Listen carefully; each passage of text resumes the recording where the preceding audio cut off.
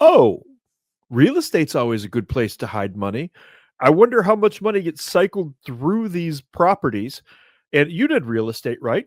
Yeah, I did real estate. Now, if you had control of the leasing and the property and the money going in to pay for all of that stuff, feasibly, hypothetically speaking, in fantasy land here, could you use this to launder money? Oh, hell yeah. All day long.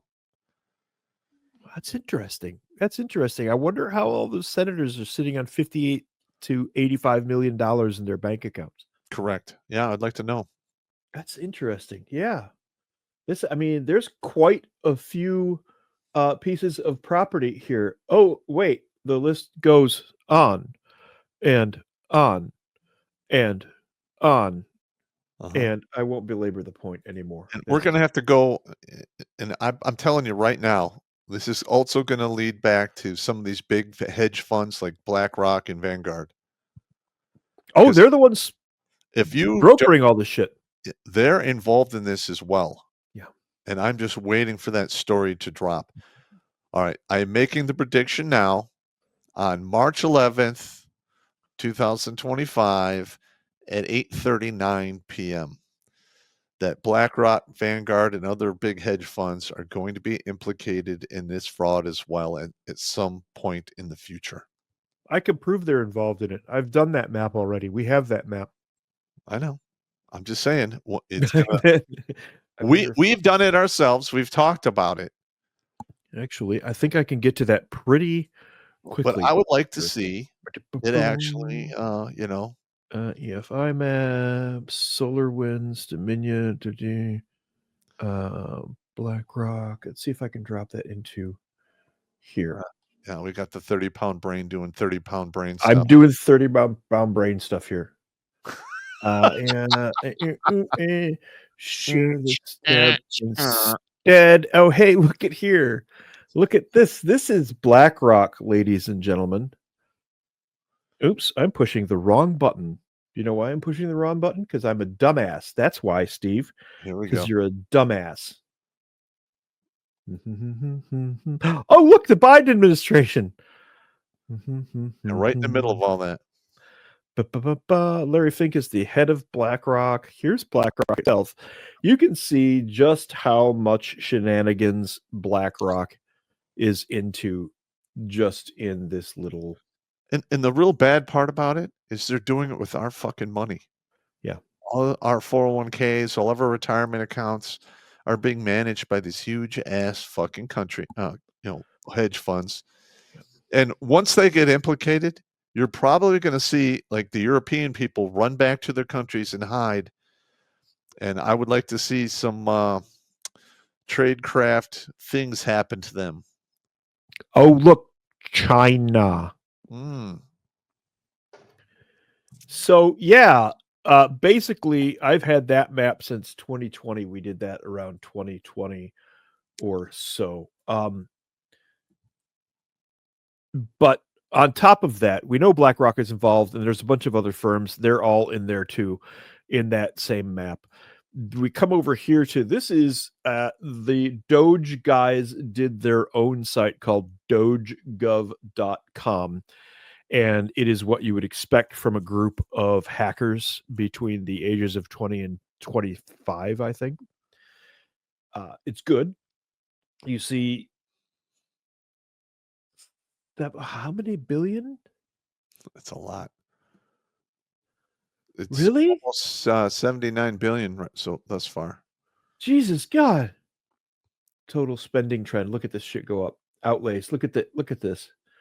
On budget. Benefit payments. CMS, Health and Human Services. Look at this mess. These are all in the links. This particular one is doge.gov.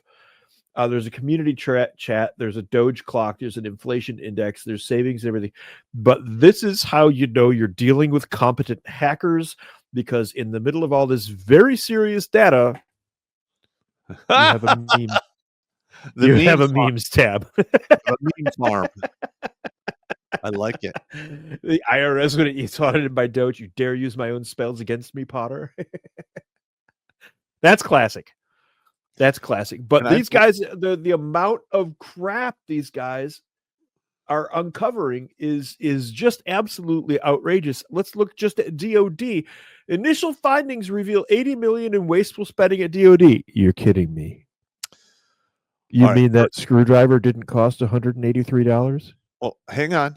The Department of Defense has not passed an audit since before 9/11. It's been over a quarter of a century now. No. That is unbelievable amount of money. And I'm just chomping at the bit at where all of this money went to, because I want to see the UFOs. I want to see the intergalactic fleet we've been paying for. Look, man, I know we spent a bunch of money doing some stuff. Okay, I know, so but I mean, come on, man. my unit alone did a couple of I wouldn't call them questionable things. We didn't do anything illegal or immoral or anything like that, but we did some creative missioning at I get a it. couple of points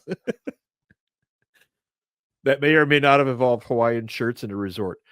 My thing is this: we spend an insane amount of money on our own defense. And Yes. they have not been able to pass an audit for a quarter of a fucking century. Where is that fucking money? Number one. Number two, I would like to see it all streamlined and made efficient. And I want to see who the fuck came up with that idea for the digital ACU gray glow in the dark fucking uniforms that I had to wear for about 10 years and look like a fool. I want to find out The ones that glowed under Yes. night vision. I want to find out who's responsible for that, and I want to see them burn. That guy needs to. I hated wearing that uniform. That guy needs to be burned in a pile of his own uniforms, to be completely honest. And that one general who got rid of the black berets and gave them to the general population of the army. I know I told you this story. When that happened, we were working with Korean SOF at the time. We had been wearing our usual field caps, showing up at their sites and everything. The day we switched to the black berets, a bunch of us, like the assholes Americans are, like a dozen of us formed up and marched into the front gate of the Rock Soft Camp wearing black berets. Well, the black beret, as they knew it, was our Rangers trademark. So they think a bunch of American Rangers have just rolled into town, and they're wondering what the fuck is going on until they see our faces and like, what the fuck is going on? Oh, this general at the Pentagon changed our shit and blah, blah, blah. And they're like, this general, and then a couple of the Korean officers like, what general? And it was General Eric Shinseki. Yep. Wait, because the Korean officer goes, what? Who said, well, General Shinseki. He's like, his last name is what?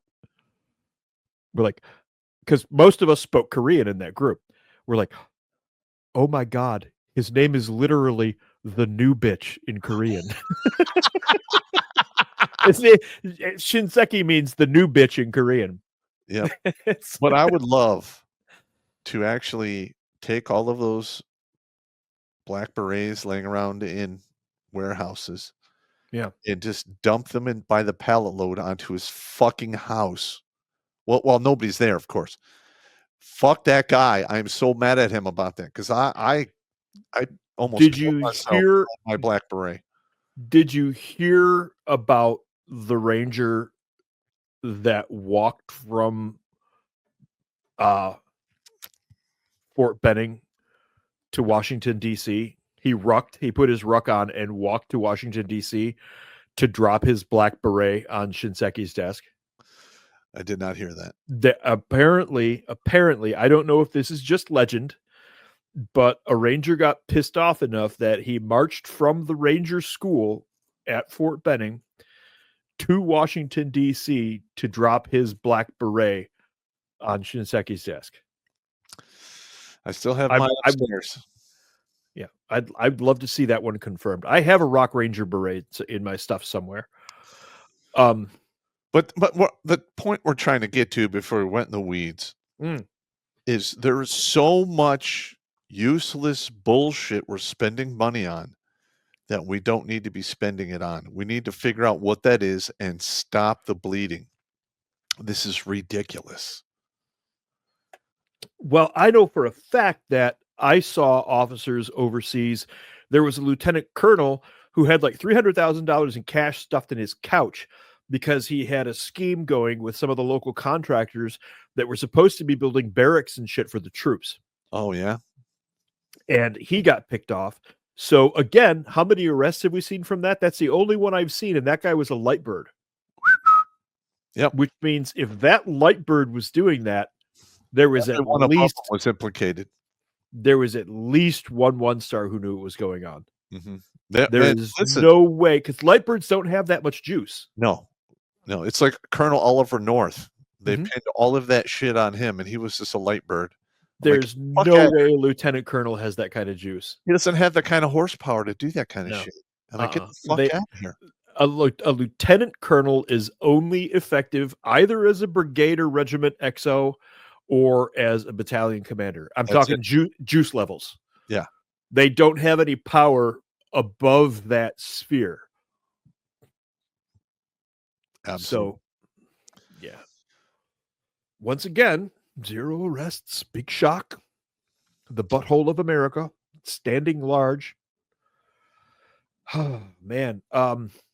This is exhausting. This is more exhausting than I thought it was going to be. Yeah, I'm getting kind of upset at this whole thing. Yeah, let's pump up the jams here. In a social media video posted yesterday evening, Chief Pentagon spokesman Sean Parnell read off a few of the investigative findings of DOGE, which revealed expenditures as many service members would be hard-pressed to connect to Defense Secretary Pete Hegseth's focus on lethality, meritocracy, accountability, standards, and readiness. First of all, I would like to point out that the United States military was taking fucking food money from fucking soldiers that were supposed to have money to eat in the mess halls, let alone. Yeah. They were taking their money. You're see taking that? food out of the troops' mouths. As an NCO, if I caught an officer doing that, I'm going to take whatever they're going to give me because that officer is getting his ass beat. Period. Would you not do that if you caught some officer taking your fucking troops' food? I'd be pretty upset. Absolutely. Listen, if I walked into the chow hall as a first sergeant and my guys were getting shit food, I would go berserk. And while I'm in Iraq, I actually did that a few times. I got called in by my dudes. They'd come off sector, go to the chow hall, and they get turned away because they're dirty and they smell. And I walked in there with my guys, and they're like, "Well, you can't come in here. They need to change." I'm like, "There's no time." Well, that's what the sergeant major said. I'm like, "Okay, all right, whatever. Go eat. Call the sergeant major." And literally, I went toe to toe with a couple of command sergeant majors. I'm like, these guys working here are a core level asset. They've just been in the field for 3 fucking days, chasing Haji and snipers and what have you. Yep. And then you're going to turn them away at the chow hall because they're dirty. Let's go call the corps commander. Let's do this. And they're like, well, we'll make an exception. We'll rope off the corner and they can eat there. And I'm like, that's what I thought. When we were in 2ID and we were doing rotations up to the actual DMZ and patrolling inside of it and doing other stupid shit up there, when those guys came back off rotation, if they came back during a chow hour, we would move them to the front of the line because we knew that they were eating fucking MREs the entire time. Correct. We're like, no, come on, up. Because I mean, it's 20 guys. How long is it really going to take them to get through that line? Give them a break. They haven't had a hot meal in weeks. Yeah. One day, the sergeant major came in to and this was the last real Army chow hall at Camp Essayance up by the DMZ in Korea. And the mess sergeant had a bunch of T-rats that he had to get rid of, and he had T-rat ribs on the line. And like half of the battalion had already gone through chow. And we're like, fuck this, man. But you eat it anyway because you're hungry. And that's it. That's your only food there. And the sergeant major walks in. He goes, no. Made the mess sergeant redo the entire chow line. Nice. And we all got to eat twice. So that's a rare. Joe gets to eat twice. Joe's happy. But no, you don't take food away from the troops. Let's get back to what is going on otherwise at DOD. We've been working hand in hand with the DOGE team, and as the secretary said, we welcome the process because the process will make us more lethal. Feed your troops. Among the DOGE findings, Parnell cited $1.9 million for holistic diversity, equity, and inclusion transformation and training. $6 million to the University of Montana to strengthen American democracy by bridging divides. $3.5 million by the Defense Human Resources Activities to support DEI groups, and $1.6 million to the University of Florida to study the social and institutional detriments of vulnerability and resilience to climate hazards in the African Sahel. Wow. You know what this is? You know what this is? This is money laundering. It's creative. It's money laundering. It's very creative money. What even did I just read? The social and institutional detriments of vulnerability and resilience to climate hazards in the Africa. What the fuck does that even mean? It means we're taking your money and we're running out the back door and ain't shit you can do about it. I am no window licker, and I have no idea what I just read. Wow. I really don't. This is money laundering, and once again, zero arrests. Big fat goose egg. Altogether, he said the full set of initial findings of DOGE revealed about $80 million in wasteful spending that could be better spent on lethality and readiness. You fucking think. How about just feed the troops? That's not hard. Parnell said the DOGE team was just getting started, rooting out department expenditures that are not aligned with the secretary's top priorities. If it's not military, it goes, period. Yeah, I want to see every single one of those trans soldiers shown the door. Yes. Sorry. I want all of those guys who were discharged for not taking the shot, brought back with back pay. I want to see the people if they want to come. Yeah, I want to see all those people who actually drop their retirement packet instead of taking the jab, be offered a chance to come back in.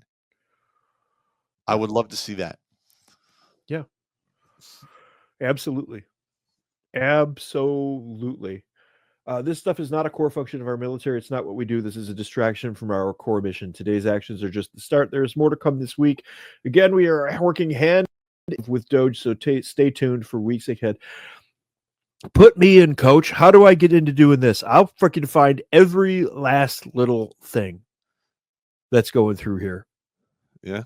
Oh man, I wish I had a way to get to these guys and say, I know where it's all buried, man. But here's the thing though. These are hackers or people who write code at the highest levels.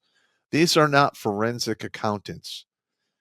We need to have an army of forensic accountants right behind the DOGE team so they could follow the money. You also need guys in there who know how to deal with the military bureaucracy and put them in their place.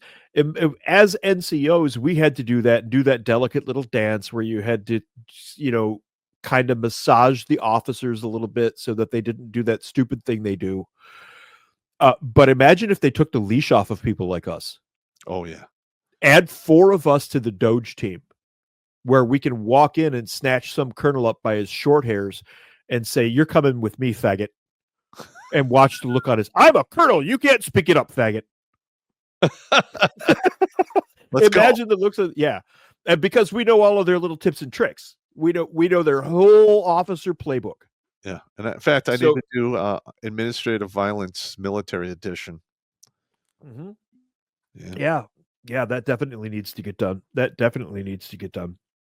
But seriously, you throw a handful of senior seasoned NCOs from the 90s or the 80s, if you can find any of them, if there's any of us still alive, in there with the power to snatch these officers up and question them properly. And the DOGE guys will get even more information because we know how they play all of their damn games. Yeah, we know. And we know what to look tricks. for. We know how they hide. We know how they do their smoke screens. Yep. How they huddle up with their buddies. We know all that shit. Ring knocking, all of that stuff. Ring knockers are a real thing. Yeah. That is definitely a real thing. If some of the military academies, Citadel, Mississippi, West Point, obviously. They have they're like little cults. They're like little clans. Correct. They're little skull and bones societies. Watch Grunt Speak live every Tuesday and Thursday at 8 p.m. Eastern. And if you want to join Pop for Supporter Sundays, go to redonkulous.com/donate and make a monthly pledge. A link is in the Meat Gazer box.